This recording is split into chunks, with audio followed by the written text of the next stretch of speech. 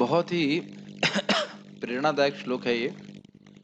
इसमें कह रहे हैं किस प्रकार से हम बार बार शास्त्र से सुन रहे हैं कि व्यक्ति कैसे भी नाम उच्चारण करे, भगवान का नाम कभी व्यर्थ नहीं जाता।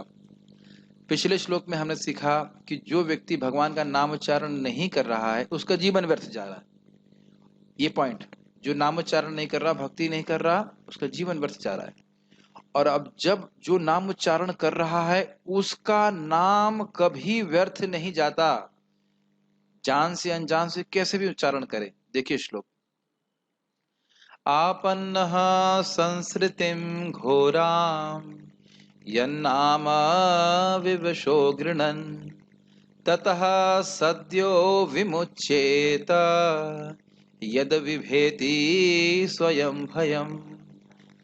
यहाँ पे शौनकादि ऋषि कह रहे हैं, आपन्नः संसृतिं घोराम। संस्कृति मतलब जन्म मृत्यु के चक्र में, घोर मतलब बहुत ही गंभीर, बहुत ही घोर, जिसमें बहुत कष्ट है, उसमें आपन्ना, उसमें व्यक्ति गिरा हुआ है। यदि यह नाम विवशो गृणन, यदि उन भगवान हरि का विवशता में नाम ले रहा है, विवशता मतलब उसकी इच्छा नहीं है, श्रद्धा नहीं है, भक्ति नहीं है, एकदम अकस्मात नाम उच्चारण कर लिया, तो कह रहे हैं ततः सद्यो विमुच्यता, वह व्यक्ति तुरंत मुक्त हो जाता है। यद विभेति स्वयं भयम, क्योंकि भगवान के नाम से तो साक्षात भय भी भयभीत होता है। तो कौन दो व्यक्ति हैं जो साक्षात भय हैं? एक है यमराज जी, जिनका वक्तव्य हमने आज सुबह सुना था पहले बूस्टर में, और दूसरे हैं काल। तो यानी एक है यमराज और दूसरे हैं महाकाल।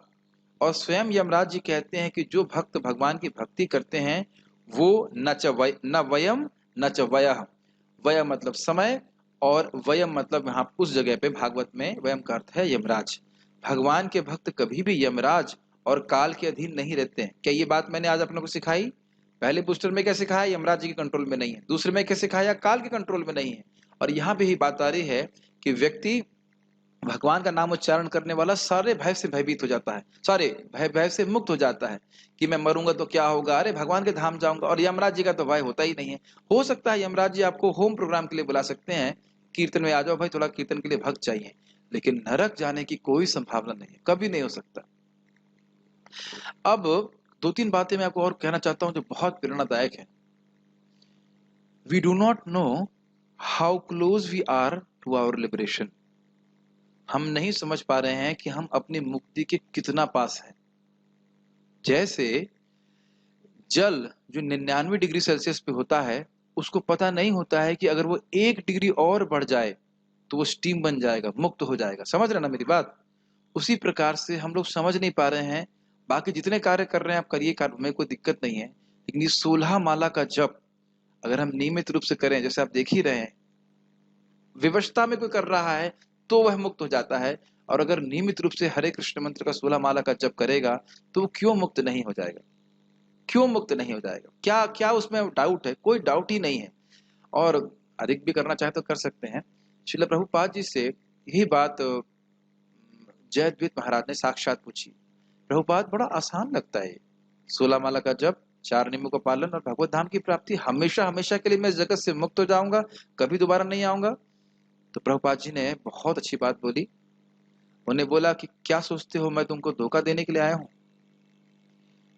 समझ रहे हैं ना? आचार्य गण कभी चर्चा करेंगे आगे। आचार्य गण ऐसा व्यवस्था बनाते हैं जिससे एक बद्ध जीव की सेवा कृष्ण को स्वीकार्य हो जाए। भगवान तो केवल मौके ढूंढ रहे हैं हम लोगों को मुक्त करने के लिए, जैसे कि आप शास्त्र में बार बार सुन रहे हैं। तो बड़े उत्साह के संग हम करते रहना है।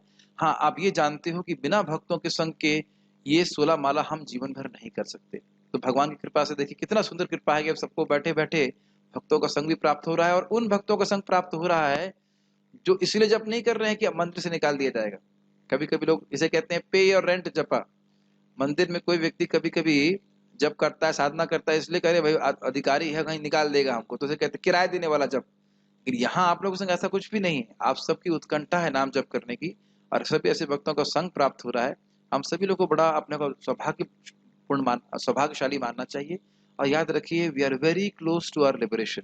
हम अपनी मुक्ति के बहुत पास हैं। 2 घंटा नियमित रूप से जप कीजिए और फिर मिलेंगे भगवत धाम में। हरे कृष्णा।